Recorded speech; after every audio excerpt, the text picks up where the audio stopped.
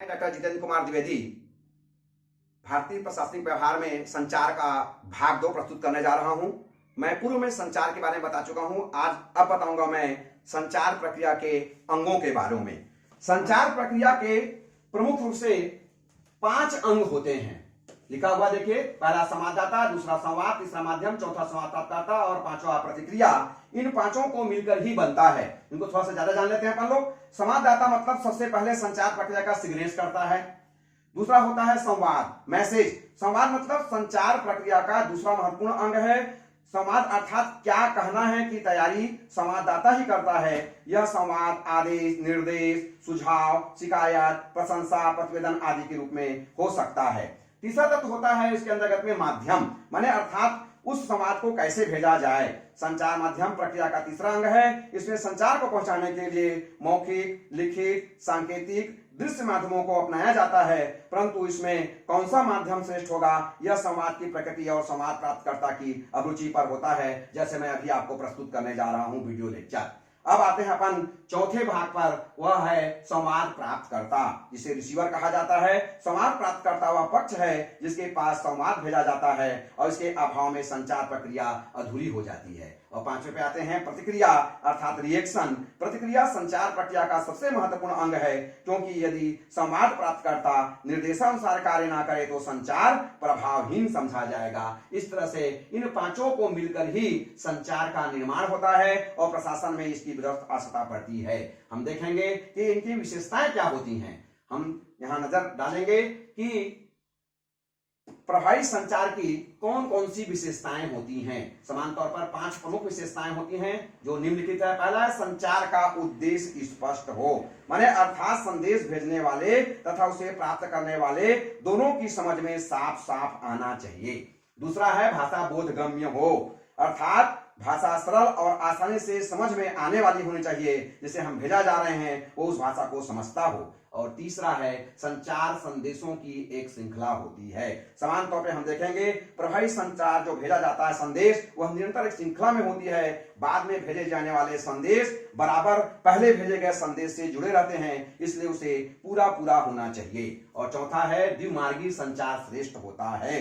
एक मार्गी संचार की तुलना में द्विमार्गी संचार को अच्छा माना जाता है। और पांचवा है समय विशेष का महत्व। आप सब जानते हैं अच्छा संचार समय पर होता है, क्योंकि उससे जारी होने के स्थान पर ही समय का ध्यान रखा जाता है और प्राप्त होने के स्थान पर इसकी प्रतीक्षा रहती है।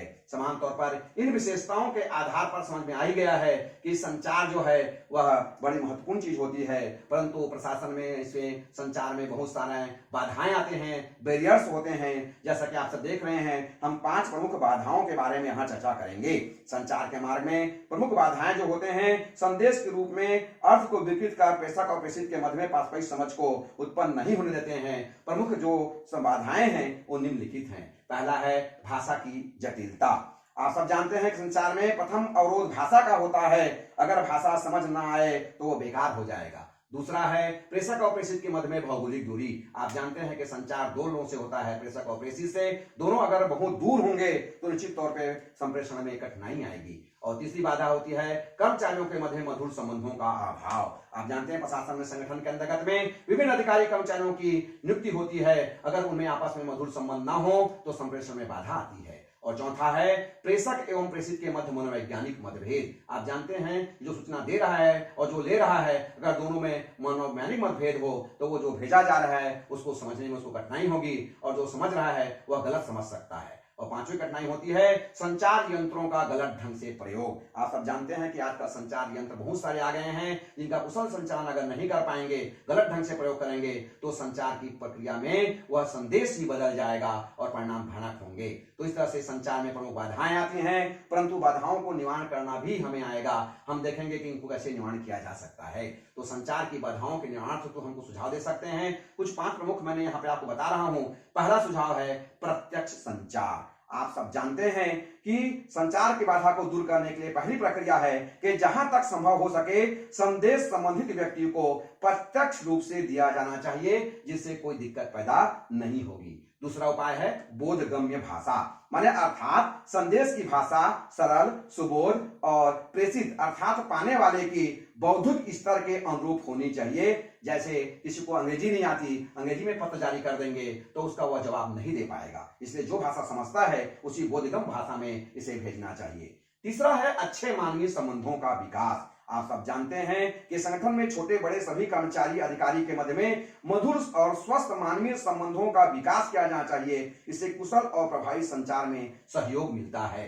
और चौथा सुझाव है प्रबंध के स्तरों में कमी। आप जानते हैं कि समान तौर पर कुशल और प्रभावी संचार व्यवस्था हेतु संगठन की संरचना में प्रबंध के स्तर में यथासंभव कम से कम होने चाहिए, जिसके अंतर्गत में आपस में जो है वह संबंध अच्छे होंगे और वहां पर स्तर कम होगा तो वहां पर मतभेद पैदा नहीं होंगे और संदेश सही पहुंच जाएगा। और पांचवा अंतिम सुझाव है उपयुक्त संचार साधनों का प्रयोग। आप सब जानते हैं कि संदेश की अनिवार्यता, तीव्रता एवं प्रकृति को ध्यान में रखते हुए संचार के उपयुक्त माध्यम का चुनाव किया जाना चाहिए। माने अर्थात उपयुक्त संचार साधन अगर हम प्रयोग करेंगे तो वो सही होगा। जैसे हमें किसी दो व्यक्ति को जानकारी देना है और हम माइक लेके चिल्लाएंगे, वो उचित नहीं होगा।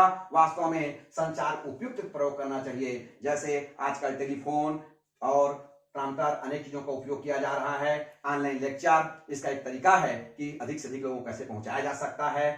तो कुल मिलाकर के हम प्रशासनिक व्यवहार में संचार के महत्व, उसकी उपयोगिता को समझ चुके हैं। संचार की बाधाओं के निवारण हेतु जो सुझाव प्रस्तुत किए गए हैं, इससे ये प्रकट होता है कि अगर इनको लागू किया जाए प्रशासनिक व्यवहार में ज्यादा कुशलता हो सकता है। समान तौर पे हम देखते हैं कि इसके अंतर्गत में बहुत बातें और बताई जानी चाहिए, लेकिन कम समय को देखते हुए मिनिमम समय में हमने यह लेक्चर तैयार किया है। बहुत बहुत धन्यवाद।